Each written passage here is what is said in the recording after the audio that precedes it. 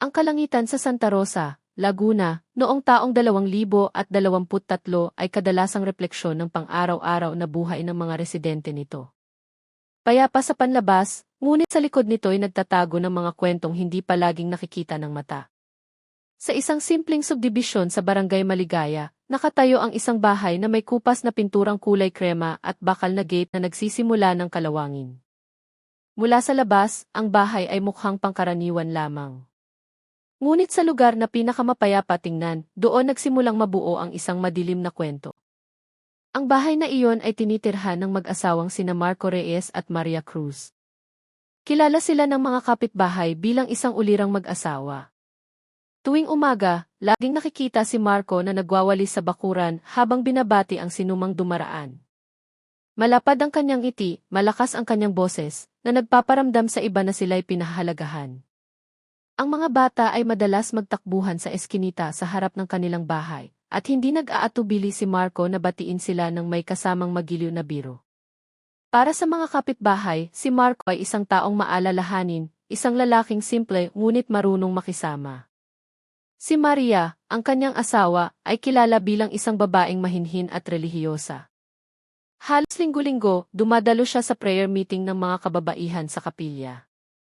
Madalas din siyang tumulong sa mga kapitbahay na may sakit o kaya ay mag-abot ng pagkain sa pamilyang nagigipit.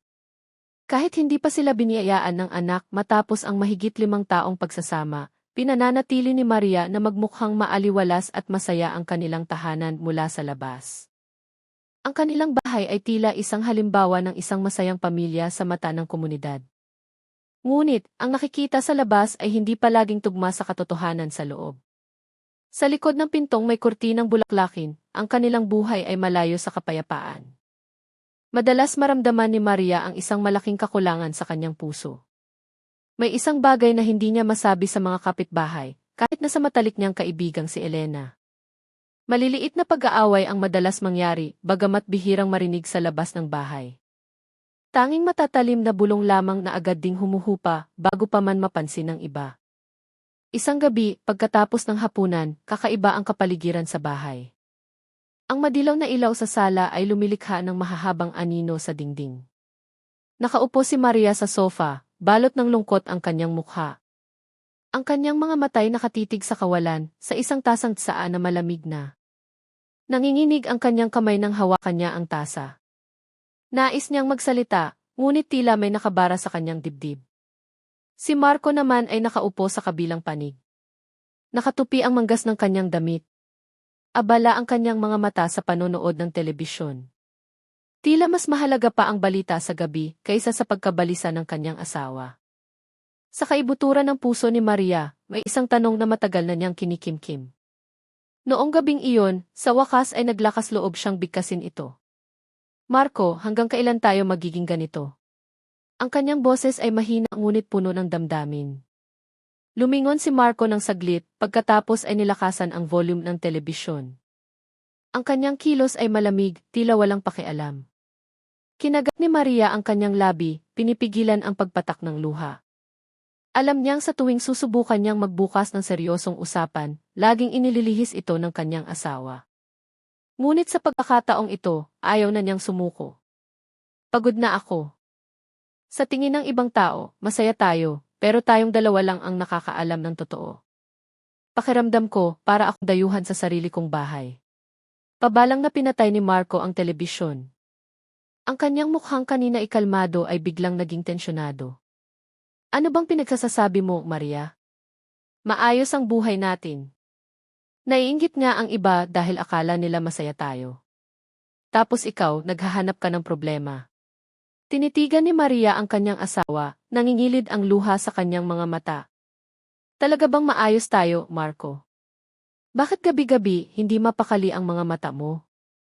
Bakit madalas kang umuwi ng gabi na, puno ng problema ang mukha mo? Ang mga salitang iyon ay nagpatahimik kay Marco ng ilang segundo. Nawala ng laman ang kanyang mga mata. Napako ang kanyang tingin sa mesang kahoy sa kanyang harapan. Pagkatapos, tumawa siya ng bahagya. Ang tawa na iyon ay hindi tanda ng saya, kundi parang isang pangungutya. Masyado ka kasing nanonood ng teleserye. Nagtatrabaho ako ng mabuti. Yun lang yun. Kung ayaw mong maniwala, bahala ka. Yumuko si Maria. Tuluyan nang bumagsak ang kanyang mga luha. Alam niyang walang saysay ang makipagtalo. Ngunit hindi mapigilan ng kanyang puso ang bumulong. May mas malaking bagay sa likod ng lahat ng malamig na pakikitungo ni Marco. Pakiramdam niya, ang mga pader ng kanilang bahay na dati nagbibigay ng init ay naging isang makapal na harang na naghihiwalay sa kanya mula sa kanyang asawa. Kinabukasan, bumalik sa normal ang lahat. Si Marco ay mukhang palakaibigan habang binabati ang mga kapitbahay, nakikipagbiruan sa mga bata, at pumunta sa palengke gamit ang kanyang motorsiklo. Lahat ay pumupuri sa kanyang kabaitan. Samantala, si Maria ay nakangiti lamang ng pilit mula sa kanilang terasa. Namumugto pa rin ang kanyang mga mata, ngunit walang sinumang nakapansin sa maliit na detalyeng iyon. Para sa kanya, ang bawat ngiti ng kanyang asawa ay isa ng maskara. Ang mga sumunod na araw ay lumipas sa parehong paraan. Mula sa labas, ang kanilang bahay ay nanatiling mukhang masaya. Sa loob, lalong naramdaman ni Maria na siya'y nakakulong. Nagsimula siyang maghinala sa malalaking halaga ng perang madalas itago ni Marco sa kahon sa kanilang kwarto. Kapag tinatanong niya, iisa lang ang sagot ni Marco, galing sa negosyo. Ngunit alam ni Maria na ang kita mula sa maliit na pwesto sa palengke ay hindi posibleng ganoon kalaki. Sa tuwing maririnig niyang nakikipag-usap si Marco sa telepono ng pabulong sa kalaliman ng gabi, tumatayo ang kanyang mga balahibo. May tono ng pagbabanta sa likod ng mga salitang hindi niya maintindihan. Gabi-gabi, lalong nahirapan si Maria na makatulog. Tinititigan na lamang niya ang kisam ng kwarto habang inaalala ang mga araw kung kailan si Marco ay puno pa ng pag-aalaga. Ang lalaking dati nagparamdam sa kanya ng kaligtasan ay naging isang taong puno ng misteryo.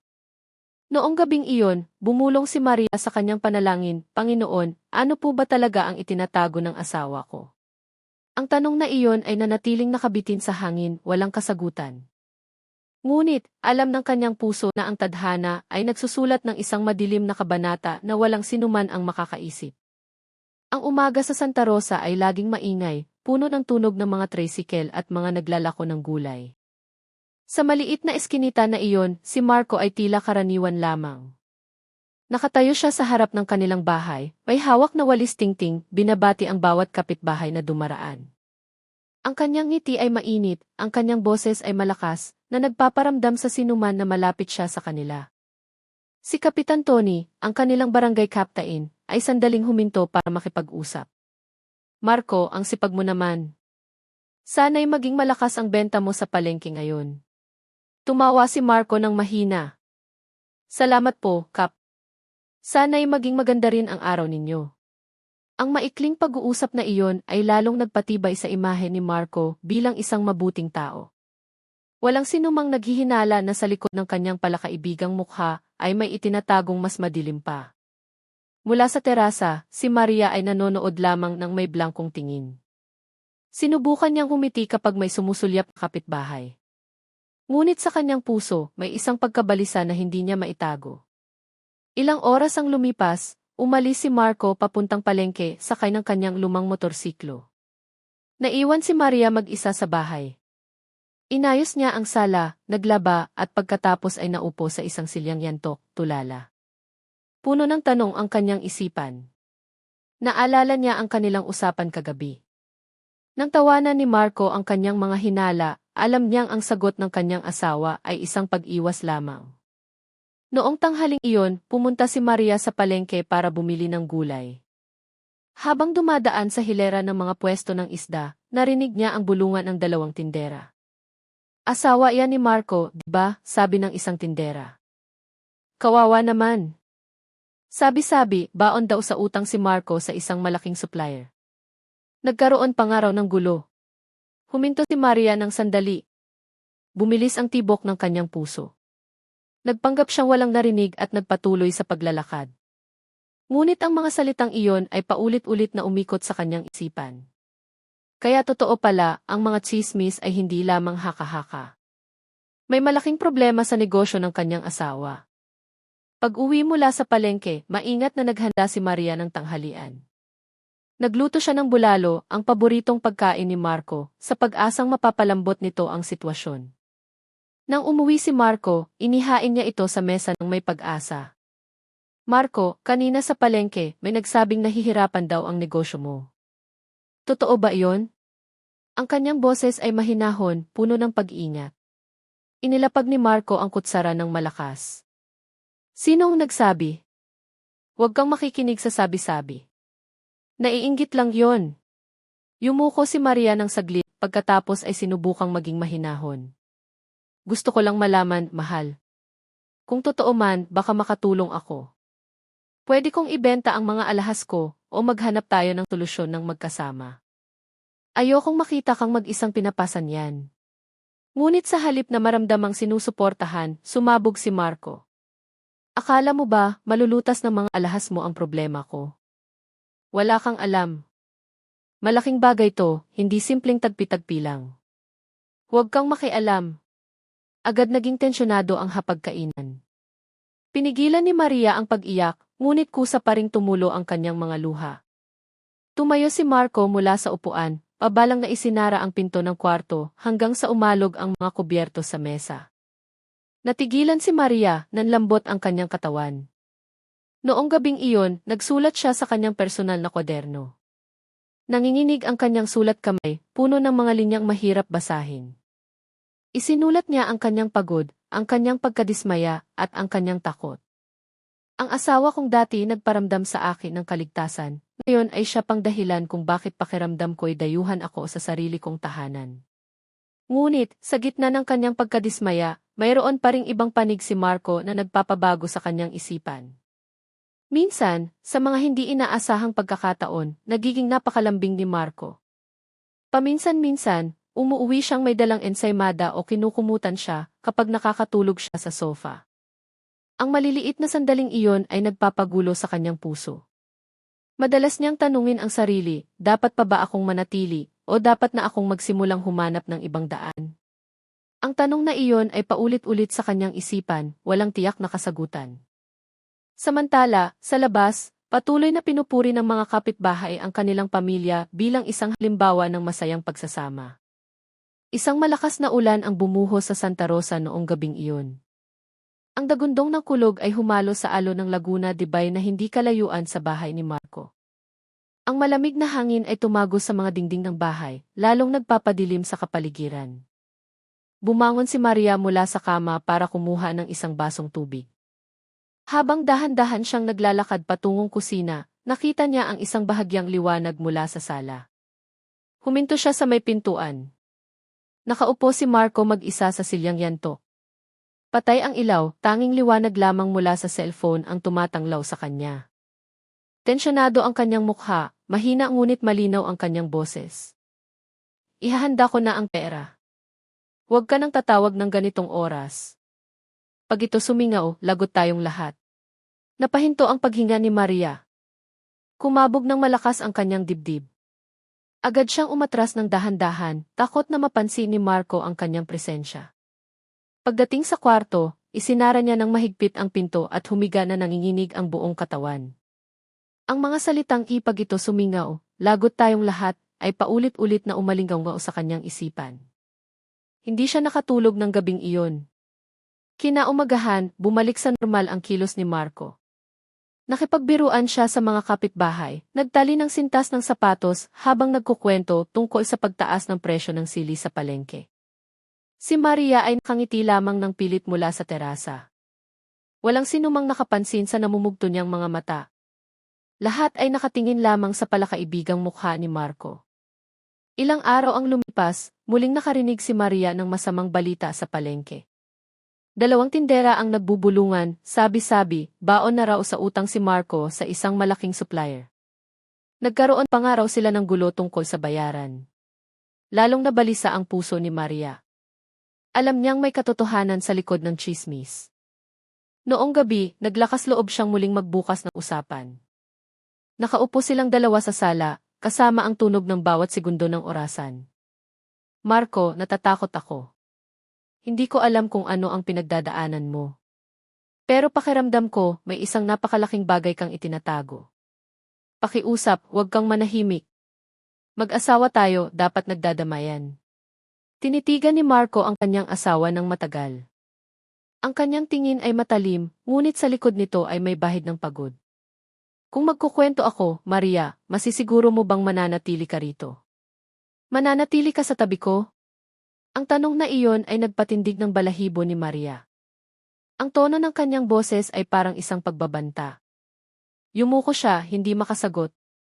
Alam ng kanyang puso na ang distansya sa pagitan nila ay lalong lumalawak. Ang lamat sa kanilang pagsasama ay lalong nagiging malinaw. Isang lamat na balang araw ay maaaring maging isang malalim na bangin. Bago matulog noong gabing iyon, nanalangin si Maria habang binabasa ng luha ang kanyang unan. Panginoon, bigyan niyo po ako ng lakas. Hindi ko na po alam kung paano haharapin ang asawa ko. Samantala, sa sala, nakaupo si Marco mag-isa sa dilim. Ang kanyang mga daliri ay patuloy na nagtatype ng mga misteryosong mensahe sa cellphone. Tensyonado ang kanyang mukha, abala ang kanyang isipan sa isang bagay na hindi niya kailanman ikinuwento kahit kanino. Ang mga sumunod na araw, nagsimulang mapansin ni Maria ang mas malinaw na pagbabago. Lalong madalas umuwi si Marco ng gabi, minsan ay hindi na natutulog. Ang telepono sa bahay ay madalas tumunog sa kalagitnaan ng gabi, at sa tuwing sasagutin ito ni Maria, agad itong ibinababa ng nasa kabilang linya. Kapag si Marco naman ang sumasagot, laging pabulong ang kanyang boses. Lalong nakumbinsi si Maria na may ibang mundo na ginagalawan ang kanyang asawa. Isang mundong puno ng sikreto, kasinungalingan at pagbabanta. Isang mundo na hindi niya kailanman inakala. Noong tanghaling iyon, napakainit ng sikat ng araw sa Santa Rosa. Ang maalinsangang hangin ay nagpapagalaw sa mga dahon sa bakuran. Katatapos lang ni Maria magsampay ng damit ng mapako ang kanyang tingin sa pinto ng maliit na opisina ni Marco. Karaniwan, laging nakakandado ang pinto na iyon, ngunit ngayon ay bahagya itong nakabukas. Bumilis ang tibok ng puso ni Maria. Sa lahat ng panahon, laging siyang pinagbabawalan ni Marco na pumasok doon sa dahilan na nandoon ang mga papeles ng negosyo. Sumunod si Maria, kahit na madalas siyang kinukulit ng kuryosidad. Ngunit noong tanghaling iyon, ang nakabukas na pinto ay tila isang hindi nakasulat na paanyaya. Dahan-dahan niyang itinulak ang pintong kahoy. Ang silid ay maliit, may isang lumang mesa, isang bakal na aparador, at ilang karton na nakatambak sa sulok. Amoy ng lumang papel at alikabok ang sumalubong sa kanya. Sa ibabaw ng mesa, may isang bukas na folder na naglalaman ng mga papel. Nanginginig ang mga daliri ni Maria nang abutin niya ito. Ang mga papel ay puno ng malalaking numero kasama ang mga pangalan ng taong hindi niya kilala. Sa ilang sulok, nakasulat ang mga salitang tulad ng kilunas, GV date, hindi ibayad. Napalunok si Maria. Alam niya kung magkano ang tinatayang kita ni Marco sa pagtitinda sa palengke. Ngunit ang mga numero sa papel ay napakalaki, malayong-malayo sa normal. Binuksan niya ang drawer ng mesa at natagpuan ang isang itim na plastic bag na naglalaman ng ilang bundle ng pera. Nanginginig ang kanyang kamay, nanigas ang kanyang katawan, napakalaki ng halaga. Malinaw na hindi ito galing sa ordinaryong pagtitinda. Habang nakatitig siya, may narinig siyang mga yapak mula sa labas. Nagpanik si Maria, mabilis na isinara ang drawer, inayos ang folder, at lumabas ng silid na hingal na hingal. Kasara pa lamang niya ng pinto ng opisina nang lumitaw si Marco sa pintuan ng bahay. Anong ginagawa mo rito? Tanong ni Marco, naniningkit ang mga mata. Kakatapos ko lang magsampay. Nauuhaw ako, kukuha ng tubig, nauutal na sagot ni Maria. Tumango lang si Marco at dumiretso sa opisina. Hindi nagtagal, narinig ang tunog ng susi na umiikot mula sa loob. Nanatili si Maria na nakatayo sa harap ng kusina. Basa ng malamig na pawis ang kanyang likod. Pakiramdam niya ay nakaligtas siya sa panganib. Noong gabing iyon, hindi makatulog si Maria. Ang imahe ng mga bundle ng pera at mga tala ng numero ay patuloy na bumabagabag sa kanya. Gusto niyang magtanong ng direkta, ngunit takot ang kanyang puso. Sa tuwing susubukan niya, laging sigaw o galit ang sagot sa kanya. Kinaumagahan, habang nag-aayos ng aparador, natagpuan ni Maria ang isang lumang cellphone sa likod ng tumpok ng damit ni Marco. May baterya pa ito. Nanginginig ang kamay, binuksan niya ito. Lumabas ang dose-dosenang text messages. Ang ilan ay naglalaman ng mga numero, address, o maikling code na hindi niya maintindihan. Ngunit, isang huling mensahe ang nagpabilis ng kanyang pulso. Bukas ng gabi, darating ang bagay. Ihanda mo ang bayad. Huwag kang papalpak. Agad na isinara ni Maria ang cellphone. Nanlambot ang kanyang katawan, nangingilid ang luha sa kanyang mga mata.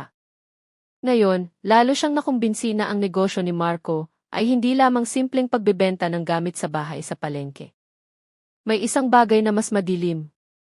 Noong hapunan, naglakas loob si Maria. Marco, gusto kong itanong kung saan galing ang lahat ng perang iyon at kaninong cellphone ang tinatago mo sa aparador. Huminto ang kutsara sa kamay ni Marco. Nanigas ang kanyang mukha. Hinalughog mo ang mga gamit ko. Asawa mo ako, Marco. May karapatan akong malaman. Ayokong may sikreto sa pagitan natin. Tumawa si Marco ng maikli, ngunit ang tawa niya ay malamig. Maria, huwag mong pakialaman ang mga bagay na to. Kung mas kaunti ang alam mo, mas ligtas ka. Natatakot ako, Marco. Natatakot akong baka sangkot ka sa delikadong bagay. Ayaw kitang mawala. Nanginginig ang boses ni Maria. Naging matalim ang tingin ni Marco. Bumulong siya ng malamig, huwag mong bubuksan ang bibig mo tungkol sa kahit anong nakita mo. Kapag naging pabaya ka, hindi lang ako ang malilintikan. Madadamay ka. Nanginginig ang katawan ni Maria. Ang mga salitang iyon ay nagpatigil sa kanyang dila. Noong gabing iyon, nagsulat lamang siya sa kanyang kwaderno. Nakahanap ako ng pera at mga kahina-hinalang tala. Sigurado akong sangkot si Marco sa isang bagay na iligal. Natatakot ako, pero hindi ako pwedeng manahimik. Ang mga sumunod na araw ay lalong naging mabigat para kay Maria. Sinubukan niyang maging normal sa harap ni Marco, naghahanda ng almusal, nagwawalis ng bakuran, binabati ang mga kapitbahay tulad ng dati. Ngunit sa kanyang puso, lagi siyang binabagabag ng takot. Sa tuwing maririnig niyang binubuksan ang pinto ng opisina, naninigas ang kanyang katawan. Sa tuwing makikita niyang mabilis mag-type si Marco sa cellphone, kumakabog ang kanyang dibdib. Ang mga kapitbahay ay nakikita pa rin si Marco bilang isang palakaibigang tao. Tuwing umaga, tumutulong pa rin siya kay Kapitan Tony na magbuhat ng galon ng tubig o nakikitawa sa mga biro ng mga bata sa eskinita. Si Aling Celia, ang kapitbahay sa kabila, ay minsang nagsabi, kung lahat lang ng asawa ay tulad ni Marco, ang payapa siguro ng lugar natin. Umiti lamang si Maria ng mapait. Sa kanyang puso, gusto niyang sumigaw, hindi ninyo alam kung sino talaga siya, ngunit ang kanyang bibig ay nakasara dahil sa banta na patuloy na umalinggaw sa kanyang tainga. Gabi-gabi, lalong nahirapan si Maria na makatulog. Isang beses, nagising siya dahil sa ingay mula sa kusina. Maingat siyang naglakad palapit sa pinanggagalingan ng tunog. Mula sa siwang ng pinto, nakita niya si Marco na nakatalikod, abala sa isang bagay sa mesa. Itinaas niya ang isang makapal na itim na plastic bag. Pinatalas ni Maria ang kanyang paningin. Mula sa plastic, bahagyang nakikita ang mga madilim na mansa. Binuksan ni Marco ng bahagya ang plastic at agad itong isinara muli. Malamig ang kanyang mukha, walang ekspresyon. Pagkatapos, inilipat niya ito sa isang malaking karton at isinara ng mahigpit. Naupo siya sa silya sa kusina. Tinakpan ng dalawang kamay ang kanyang mukha at bumulong ng mahina. Walang dapat makaalam. Walang dapat makaalam. Tinakpan ni Maria ang kanyang bibig, pinipigilan ang sigaw na halos kumawala. Nanginginig ang kanyang katawan. Basa ang kanyang mga mata. Umatras siya ng dahan-dahan pabalik sa kwarto at humiga ng hindi makatulog hanggang sa sumikat ang araw. Kinaumagahan, muling nagwalis si Marco sa bakuran na may masayang mukha. Ang kanyang palakaibigang ngiti ay bumati sa bawat tao. Mula sa bintana ng kwarto, pinanood ito ni Maria ng may kirot sa puso. Ang ngiting iyon ay hindi natanda ng kabaitan, kundi isang maskara na nagtatakip sa isang katatakutan. Sa paglipas ng mga araw, lalong lumaki ang takot ni Maria.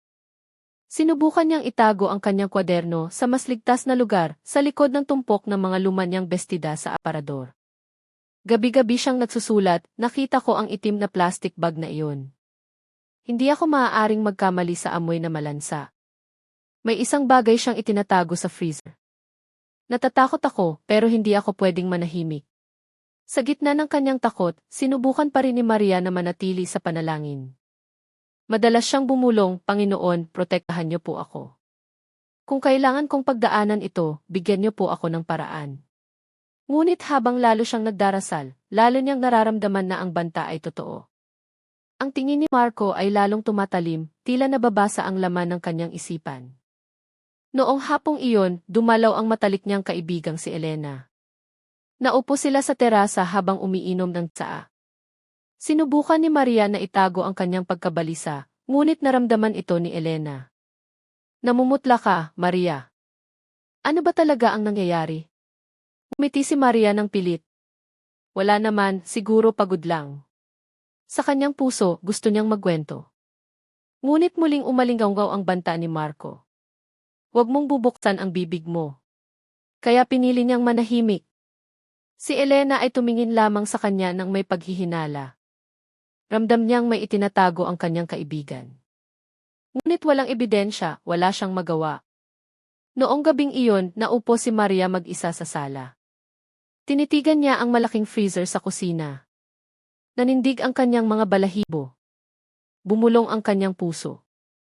Balang araw, kailangan kong maglakas loob na buksan at tingnan kung ano talaga ang nasa loob. Kinagabihan, muling binuhos ng ulan ang Santa Rosa. Ang malakas na tunog ng tubig na tumatama sa yero ay lalong nagpapadilim sa kapaligiran ng bahay. Nagising si Maria mula sa kanyang pagkakatulog. Agad na napunta ang kanyang tingin sa pinto ng kwarto na bahagyang nakabukas. Mula sa labas, narinig niya ang mabibigat at mababagal na yapak ni Marco patungong kusina. Kumakabog ang dibdib, bumangon si Maria. Naglakad siya ng dahan-dahan, sinusubukang hindi gumawa ng ingay. Mula sa siwang ng pinto, muli niyang nakita si Marco na nakatayo sa harap ng freezer. Sa pagkakataong ito, mas malinaw. Dahan-dahang binuksan ni Marco ang takip.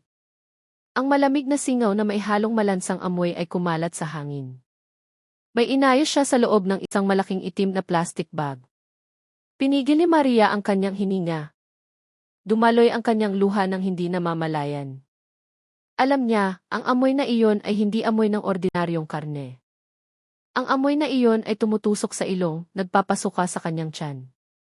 Pagkatapos, isinara niya ng mahigpit ang freezer at naupo ng matagal sa silya sa kusina. Nakayuko ang kanyang ulo. Hinawakan ng kanyang dalawang kamay ang kanyang buhok, tila may pasan-pasang bigat na hindi maibahagi kahit kanino. Walang dapat makaalam. Walang dapat makaalam, paulit-ulit niyang bulong. Umatras si Maria ng dahan-dahan pabalik sa kwarto at isinara ang pinto ng maingat. Hindi siya nakatulog ng gabing iyon. Nakatitig lamang siya sa kisame habang nanginginig. Sa kanyang puso, nanalangin siya, Panginoon, kung totoo po ang iniisip ko, bigyan niyo po ako ng lakas. Kinabukasan, kumilos si Marco na parang walang nangyari. Muli siyang umiti sa mga kapitbahay, nakipagbiruan sa mga batang dumaraan. Dumating si Aling Celia na may dalang isang balot ng mainit na turon.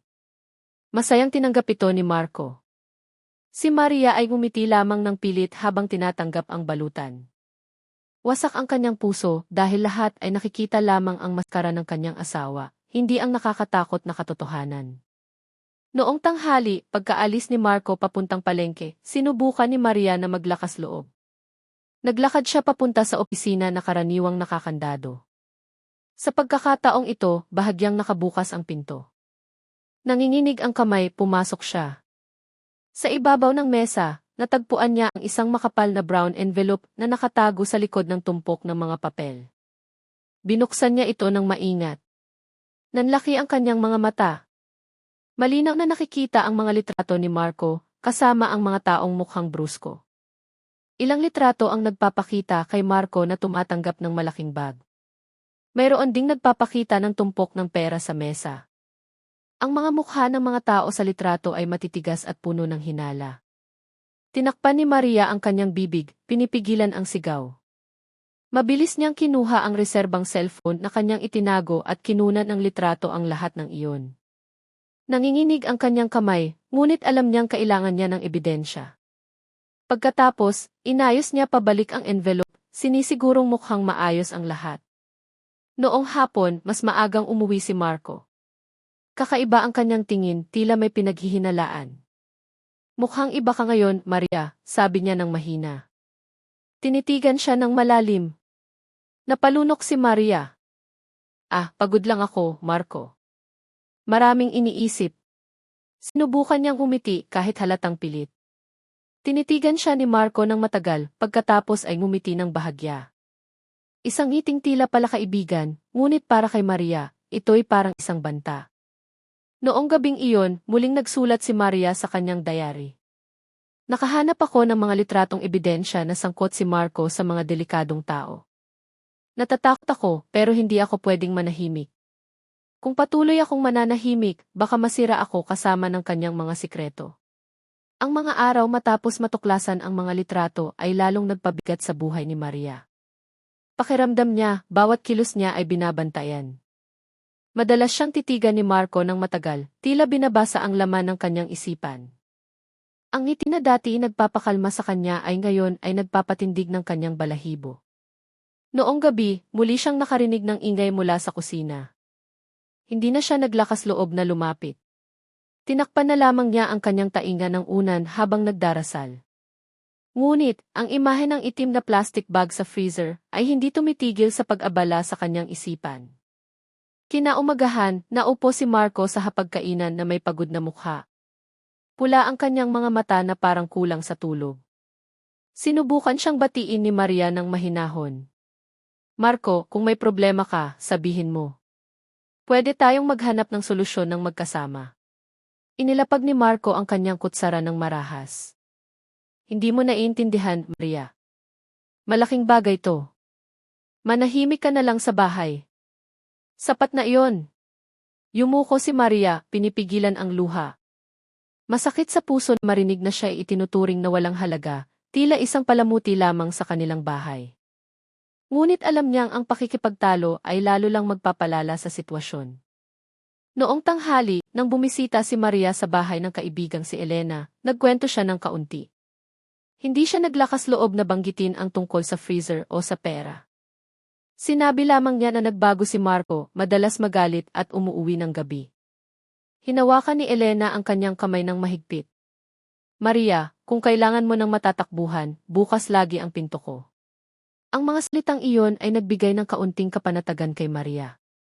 Kahit hindi niya ikinuwento ang buong katotohanan, natatakot siyang kung sumingaw ang sikreto, magkakatotoo ang banta ni Marco. Noong gabi, muling naging tahimik ang bahay. Nakaupo si Marco sa sala, nakatitig sa kanyang cellphone. Mabilis ang kanyang mga daliri sa pag-type, tensyonado ang kanyang mukha. Mula sa kusina, pinapanood siya ni Maria. Ang tingin ni Marco ay paminsan-minsan ay naninigas, tila tumatanggap ng mahalagang utos. Bumulong si Maria sa sarili. Bakit kailangang maging ganito, Marco? Bakit hindi ka makapagsabi ng totoo? Biglang lumingon si Marco. May sinasabi ka ba? Wala, Marco. Kinakausap ko lang ang sarili ko. Mabilis na yumuko si Maria, sinusubukang itago ang kanyang panik. Muling tumingin si Marco sa screen ng cellphone. Ngunit, sumulyap muna siya ng matalim kay Maria. Ang tinging iyon ay nagpanginig sa katawan ni Maria. Naramdaman niyang nagsisimula ng maghinala ang kanyang asawa sa kanyang pagbabago. Ilang araw ang lumipas, lalong tumindi ang tensyon. Nagsimulang magtanong si Marco tungkol sa mga ginagawa ni Maria, kahit na ang pagpunta niya sa labas ay tinatanong. Bawat sagot ay parang isang pagsusulit. Isang hapon, nang pupunta si Maria sa tindahan para bumili ng gulay, pinigilan siya ni Marco sa pinto. Anong bibilhin mo? Parang ang dalas mo nang lumabas. Wala ka namang ibang kinakatagpo sa labas, di ba? Nanigas ang katawan ni Maria. Wala, Marco. Bibili lang ako ng gulay. Lumapit si Marco. Napakalapit ng kanyang mukha sa mukha ni Maria. Isang bahagyang ngiti ang nabuo sa kanyang labi, ngunit malamig ang kanyang mga mata. Alam mo, Maria, sa bahay na to, lahat ng sikreto dapat manatiling nakabaon. Huwag mo akong susubukang lokohin. Nanlambot ang mga binti ni Maria. Tumango lamang siya ng mabilis, nagpapanggap na sumusunod. Ngunit sa kanyang puso, lalong tumibay ang kanyang paniniwala. Hindi na marami ang kanyang oras. Kailangan niyang humanap ng paraan para makalabas bago mahuli ang lahat. Noong gabing iyon, sa likod ng takot, nagsulat siya ng bagong tala. Nagsisimula na siyang maghinala sa akin. Kailangan kong humanap ng paraan para mailigtas ang sarili ko, o kahit man lang mag-iwan ng bakas para malaman ng iba kung ano ang totoong nangyari kung may mangyari sa akin. Tahimik ang gabi sa Santa Rosa. Marahan lamang ang ihip ng hangin, sapat upang mapagalaw ang mga dahon ng mangga sa bakuran. Sa loob ng bahay, nakaupo si Maria sa gilid ng kama, nanginginig ang buong katawan. Simula nang mapansin ni Marco ang pagbabago sa kanyang kilos, pakiramdam niya ibawat galaw niya ay binabantayan. Noong araw na iyon, habang nagwawalis lamang siya sa bakuran, biglang lumitaw si Marco sa likuran niya nang walang ingay. Halos tumigil ang puso ni Maria. Matalim ang tingin ng kanyang asawa, tila hinuhubaran ang kanyang isipan. Ngayong gabi, lalong naging totoo ang takot na iyon. Mula sa labas ng kwarto, narinig ang mabibigat na yapak na papalapit. Dahan-dahang bumukas ang pinto. Pumasok si Marco na may kalmadong mukha, ngunit malamig ang kanyang mga mata. May hawak siyang isang basong tubig. Hindi ka patulog? Tanong ni Marco sa mababang boses, halos pabulong. Hindi pa, Marco. Iniisip ko lang ang mga gawain sa bahay bukas, sagot ni Maria, sinusubukang maging kalmado. Naupo si Marco sa silya malapit sa kama. Tinitigan niya si Maria nang hindi kumukurap. Gawain sa bahay, ha? O may iba kang iniisip? Ang tanong na iyon ay nagpabigat sa dibdib ni Maria. Yumuko siya, hindi kayang salubungin ang mga mata ng kanyang asawa na ngayon ay parang isang mandaragit na nagmamasid sa kanyang biktima. Ilang segundo ng katahimikan bago nagsalita si Marco sa mahinahon ngunit mariing tono. Alam kong nakita mo na ang laman ng freezer. Gumuho ang mundo ni Maria. Nanigas ang kanyang katawan. Mahigpit niyang hinawakan ang kumot. Gusto niyang itanggi ngunit natuyo ang kanyang dila.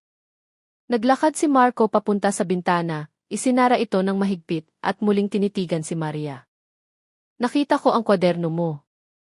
Nagsusulat ka tungkol sa malansang amoy, tungkol sa takot mo. Magsusumbong ka, di ba?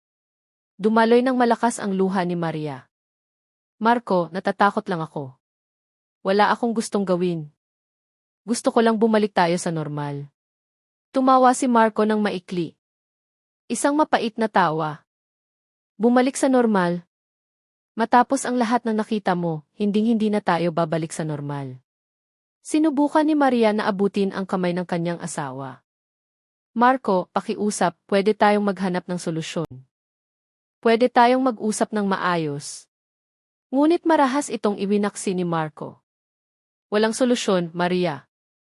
Ang tanging paraan para manatiling nakabaon ang lahat ay siguraduhing mananahimik ka. Ang mga salitang iyon ay nagpanginig sa buong katawan ni Maria. Umatras siya sa sulok ng kama, sinusubukang lumayo. Dahan-dahang lumapit si Marco. Pula ang kanyang mga mata, tensyonado ang kanyang mukha. Ayokong saktan ka. Pero kung ipipilit mo, wala akong pagpipilian. Hinawakan ni Maria ang kumot ng mahigpit. Sa kanyang puso, tahimik siyang nanalangin. Panginoon, iligtas niyo po ako ngayong gabi. Biglang binuksan ni Marco ang maliit na drawer sa tabi ng kama. Mula sa loob, inilabas niya ang isang kutsilyo sa kusina na kanyang itinago. Napasigaw si Maria ng bahagya, nanginginig ang buong katawan. Marco, huwag. Pangako, hindi ako magsasabi kahit kanino. Itinaas ni Marco ang kutsilyo, nanginginig ang kanyang kamay. Sa tingin mo ba, maniniwala ako sa pangakong iyan, Maria? Tila huminto ang hangin sa kwarto. Napakakapal ng tensyon. Tila ang gabing iyon ay naghihintay na lamang ng isang desisyon, buhay o kamatayan. Nanaki ang mga mata ni Maria. Kumislap ang kutsilyo sa kamay ni Marco dahil sa madilim na ilaw ng lampara. Sa sandaling iyon, alam niyang nasa bingit ng kamatayan ang kanyang buhay. Kailangan niyang kumilos ng mabilis bago mahuli ang lahat. Gamit ang natitirang lakas ng loob, hinablot ni Maria ang lampara sa tabi ng kama at ibinato ito kay Marco. Nabasag ang lampara, nagkalat ang mga piraso, at biglang nagdilim ang kwarto. Ginamit niya ang pagkakataong iyon upang tumayo at tumakbo palabas ng kwarto. Nagmamadali ang kanyang mga yapak pababa ng hagdan. Basa ng luha ang kanyang mukha. Halos hindi siya makahinga. Mula sa likuran, hinahabol siya ng mabibigat na yapak ni Marco. Ang sigaw ng kanyang asawa ay umalinggaw sa buong bahay. Maria, huwag kang tumakbo. Tumakbo si Maria papunta sa pinto sa harap. Ngunit nakakandado ito.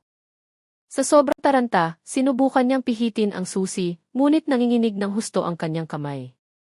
Mula sa likuran, lalong lumalapit si Marco. Magaspang ang kanyang paghinga. Malakas ang bawat tapak niya sa sahig. Gamit ang natitirang lakas, sa wakas ay nabuksan ni Maria ang pinto. Tumakbo siya palabas ng bahay, sumuong sa madilim at tahimik na gabi. Tumusok sa kanyang balat ang malamig na hangin, ngunit wala siyang pakialam. Patuloy siyang tumakbo, umaasang may kapitbahay na makarinig sa gulo. Ngunit naabutan siya ni Marco. Hinila ng malakas niyang kamay ang braso ni Maria hanggang sa bumagsak siya sa lupa. Nasugatan ang kanyang tuhod ngunit patuloy siyang pumiglas. Ang kanyang sigaw ay umalinggaw, binasag ang katahimikan ng gabi. Itinaas ni Marco ang kanyang kutsilyo. Ang kanyang mukha ay puno ng galit na maihalong desperasyon. Kung ito lang ang tanging paraan, gagawin ko, sigaw niya sa paos na boses. Sa sandaling iyon, isang malakas na boses ang bumasag sa gabi. Hinto! Isang maliwanag na ilaw ng flashlight ang tumama sa kanilang mga mukha. Ang ilang kapitbahay pala na nakarinig ng gulo ay agad na tumawag ng pulis. 2 pulis ang pumasok sa bakuran, nakataas ang baril, handang harapin ang anumang gagawin ni Marco. Tumakbo si Maria papunta sa mga pulis, humahagulgol. Tulong! Tulungan ninyo ako! Nanlambot ang kanyang katawan, ngunit sinubukan pa rin niyang tumayo sa likod ng proteksyon ng mga otoridad. Nanigas si Marco sa kanyang kinatatayuan. Nakataas pa rin ang kanyang kutsilyo. Ang kanyang mga mata ay mailap parang isang hayop na nakulong. Alam niyang tapos na ang lahat. Ngunit dahil sa hiya at takot, sumigaw siya ng malakas. Hindi ninyo naiintindihan. Pag nabuking ang sikretong to, masisira ang lahat. Nagbigay ng babala ang pulis. Ibaba mo ang kutsilyo, Marco, o babarilin ka namin. Naging mapanganib ang sitwasyon sa bakuran. Ilang kapitbahay ang nakatayo sa likod ng gate, nagsisiksikan para malaman kung ano ang nangyayari. Si Kapitan Tony ay nanonood mula sa malayo, namumutla ang mukha. Hindi siya makapaniwala na ang lalaking itinuturing niyang uliran ay ngayon ay nakatayo sa harap ng pulis, may hawak na kutsilyo. Lumingon si Marco sa mga kapitbahay. Pula ang kanyang mga mata, puno ng galit. Lahat kayo, nagpapanggap na mabuti, pero hindi ninyo alam kung ano ang pasan-pasan ko. Ginamit ng isang pulis ang pagkakataong iyon upang kumilos ng mabilis.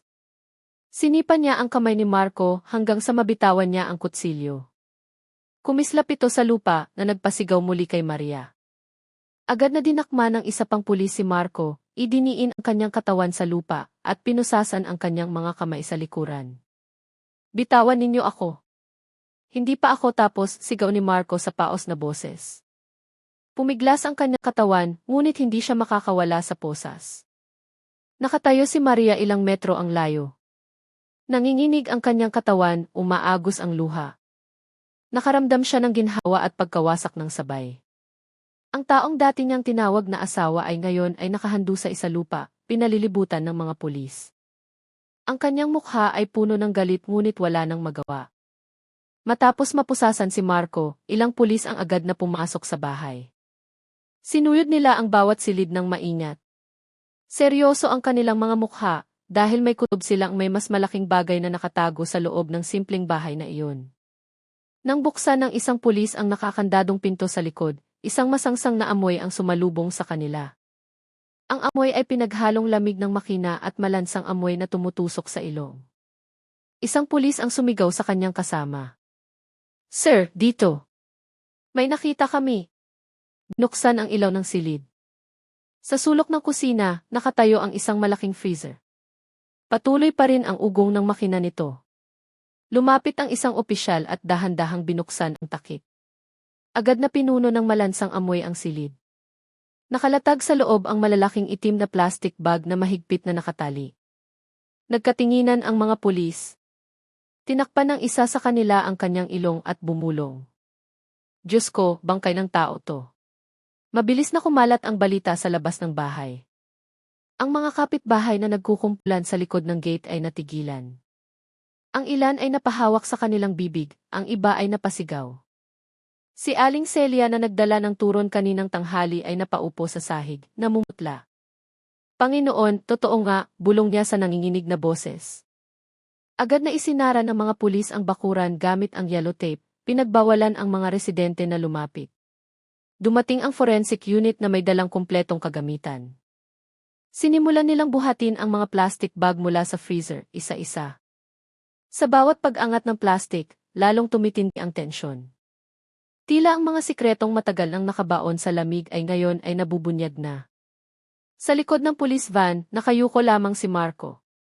Namumutla ang kanyang mukha, ngunit mailap pa rin ang kanyang mga mata. Bumubulong siya sa sarili, halos hindi marinig. Gusto ko lang manatiling nakabaon ang sikreto ko. Pero masyado na siyang maraming alam. Lumingon ang pulis na katabi niya nang may matalim na tingin. Anong sikreto pa bukod sa bangkay sa freezer, Marco? Ngumiti lamang si Marco ng mapait, ayaw sumagot. Samantala, inaalalayan si Maria ng isang babaeng pulis. Mahina ang kanyang katawan, puno ng luha ang kanyang mukha, ngunit sa wakas ay nakahinga na siya ng maluwag. Tinapik siya ng babaeng pulis sa balikat. Ang tapang ninyo, ma'am. Kung nahuli kami ng kaunti, baka iba na ang sitwasyon. Tumango lamang si Maria ng marahan. Paos ang kanyang boses. Gusto ko lang matapos na to. Ang bahay na dating itinuturing na puno ng init ay ngayon ay naging isang crime scene. Nagsimulang dumating ang mga reporter. Ang kislap ng mga kamera ay lalong nagpagulo sa sitwasyon. Ang pangalan ni Marco Reyes ay nagsimulang umalinggaw sa mga bulungan. Isang palakaibigang lalaki na nagtatago pala ng katatakutan sa likod ng kanyang ngiti. Si Kapitan Tony ay napapailing na lamang.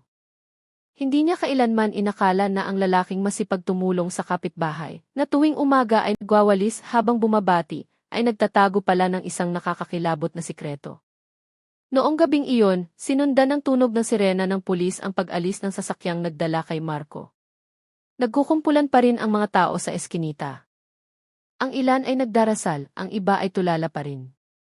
Tinitigan ni Maria ang madilim na kalangitan ng Santa Rosa. Wasak ang kanyang puso, ngunit may kaunting ginhawa. At least, ligtas siya. Kinaumagahan, kumalat na sa buong Santa Rosa ang balita tungkol sa pag-aresto kay Marco Reyes. Ang mga lokal na pahayagan ay nagsulat ng malalaking headline, Respetadong residente, di itinatagong bangkay freezer. Maging ang mga pambansang istasyon ng telebisyon ay nag-broadcast ng footage kung saan dinadala ng mga pulis si Marco na nakaposas.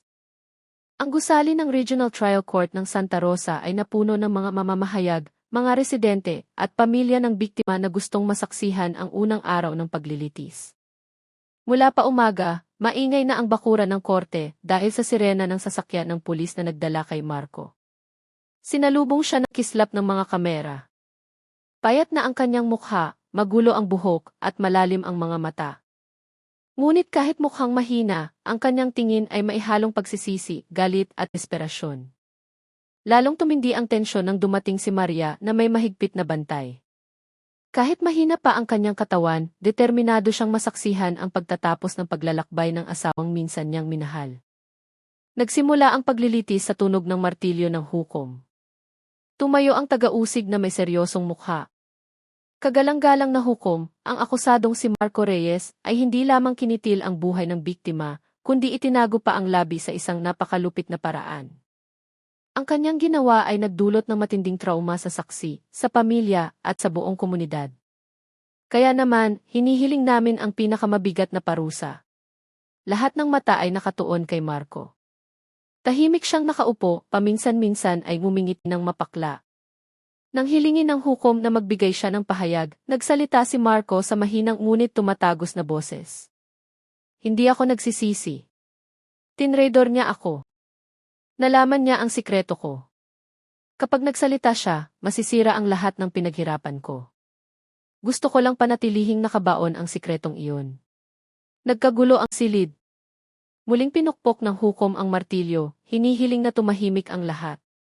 Tinitigan ng hukom si Marco ng matalim. Anong sikreto ang tinutukoy mo? Tumahimik si Marco sandali pagkatapos ay tumawa ng maikli. Akala ng lahat, simpleng negosyante lang ako sa palengke. Pero sa likod noon, naglalaba ako ng pera mula sa droga. Nalaman ng asawa ko at gusto niya akong isumbong. Kapag nangyari yon, ubos ako. Kaya pinili ko ang ibang paraan. Ang mga salitang iyon ay nagpatahimik sa buong silid bago ito muling nag-ingay. Mabilis na nagsulat ang mga reporter. Nakatutok ang mga kamera sa mukha ni Marco na ngayon ay tila isang estranghero sa lahat ng nakakilala sa kanya. Tinakpan ni Maria ang kanyang mukha. Humagulgol siya. Para sa kanya, ang pag-amin na iyon ay mas masakit kaysa sa anumang bagay. Ang pagsasamang sinubukan niyang panatilihin ay isa lamang palang maskara ng isang mas malaking kadiliman.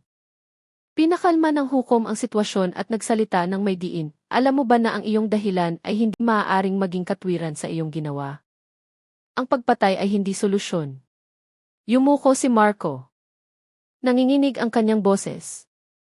Alam ko po, kagalang-galang na hukom, pero nakulong na po ako sa sitwasyon. Akala ko, sa paraang iyon, matatapos ang lahat. Lalong lumakas ang iyak ni Maria. Sinubukan siyang pakalmahin ng babaeng pulis sa tabi niya, ngunit hindi mapigilan ang sakit sa kanyang puso. Ang Marco na kilala niya noon ay matagal ng patay, bago pa man siya arestuhin ng pulis. Ang mga sumunod na araw ng paglilitis ay patuloy na naging sentro ng atensyon sa Santa Rosa. Bawat pagdinig, puno ang korte. Nakapila ang mga reporter sa labas. Nagsisiksikan ang mga tao, gustong makita ang mukha ni Marco na dati nilang kilala bilang isang palakaibigang tao.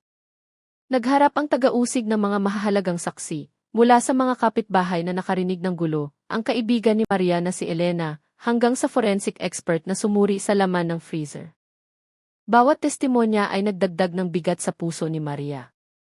Pakiramdam niya, bawat salitang binibitawan ay muling bumubukas sa mga lumang sugat. Tumayo si Elena sa harap na nanginginig ang boses. Hindi ko po alam ang detalye ng nangyayari sa bahay ni Maria, pero ramdam kong nagbago ang kaibigan ko. Namumutla siya, madalas tulala at halatang nabubuhay sa takot. Nagsisisi akong hindi ko siya natulungan ng mas maaga. Tumulo ang luha ni Maria nang marinig iyon. Mahigpit niyang hinawakan ang kamay ng babaeng pulis, humuhugot ng lakas. Sumunod na nagbigay ng testimonya ang forensic expert. Kagalang-galang na hukom, base sa mga ebidensya, malinaw na pinlano ng akusado ang krimen. Ginamit ang freezer upang itago ang labi ng matagal para maitago ang ebidensya.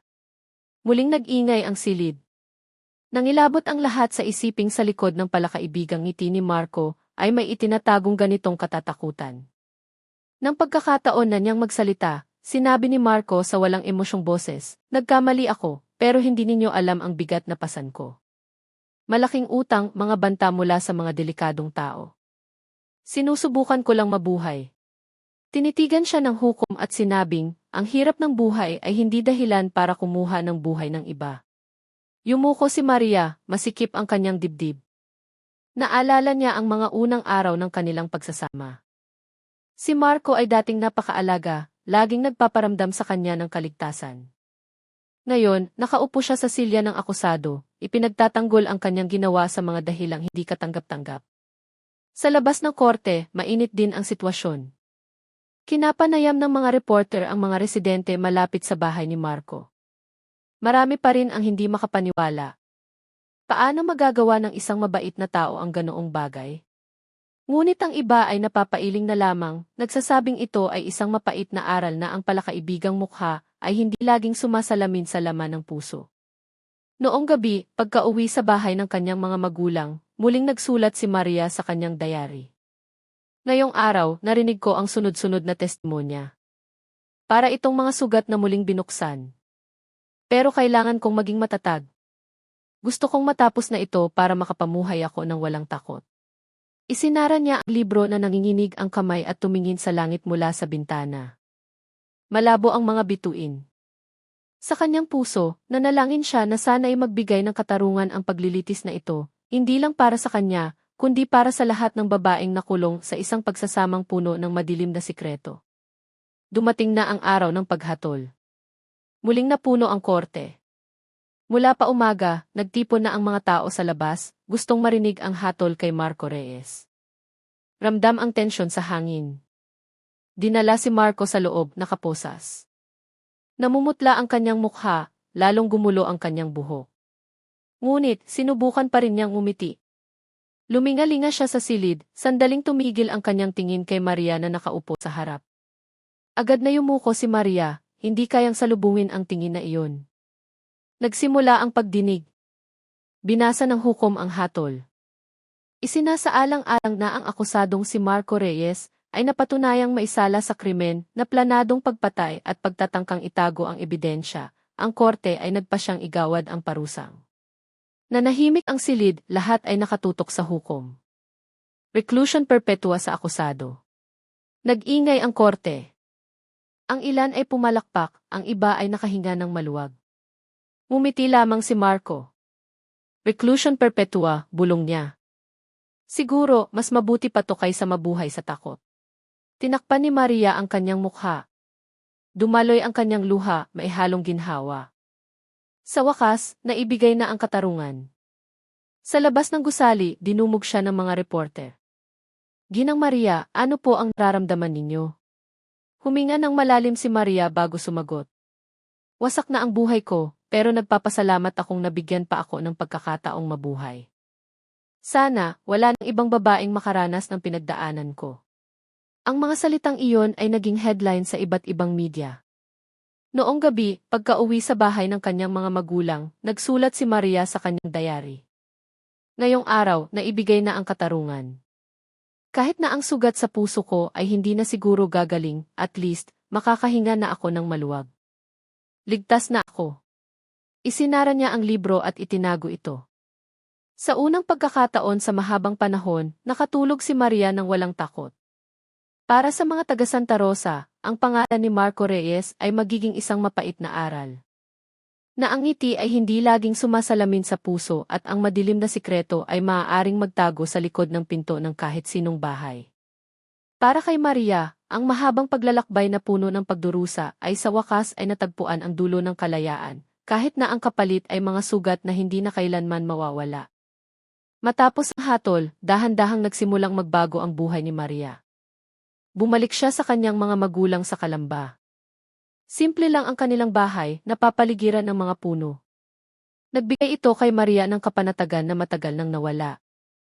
Inilaan niya ang kanyang mga araw sa pagtulong sa kanyang ina sa kusina at pag-aalaga sa kanyang matanda ng ama. Ang init ng pamilya ay unti-unting naghilom sa kanyang mga sugat.